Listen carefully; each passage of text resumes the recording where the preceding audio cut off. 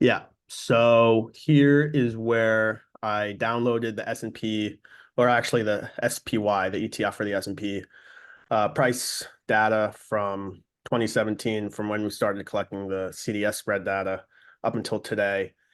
And I'm starting to just play around with how you can identify different market regimes with Python. And this method here is just looking at volatility as an indicator. So essentially, if the volatility of a over a 20-day period is greater than the 75 percentile, it's considered a high volatility regime.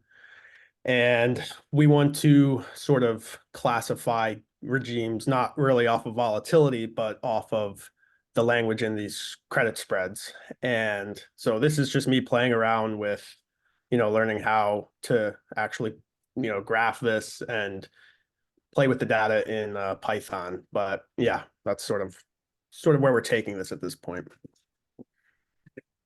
Oh, you won't be able to. You won't be able to make it today. You just sent Yeah. me a text.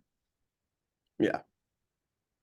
So how is that different from the previous assignment? I'm assuming you sent me this for your capstone, right? Yeah. Yeah. So the previous was just simply classifying whether or not you should go long or short the CDS spread based off the transcript.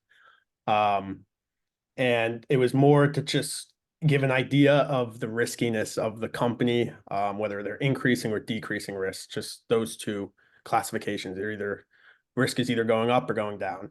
Okay. Now we're using that as a signal to as more of a trading signal for the broader equities market, and seeing if there's any predictive power in the CDSs, when it as it relates to the S&P.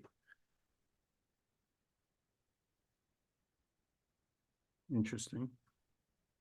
More specifically, we just want to identify some kind of regime classifier. Like this one is an example of volatility. The code uses a 75 percentile. That's anything above the 75th percentile in standard deviation is going to be considered a high volatility regime. And we think there's something to be done here potentially, whether it's an indicator for volatility or to go long or short. There might be something there with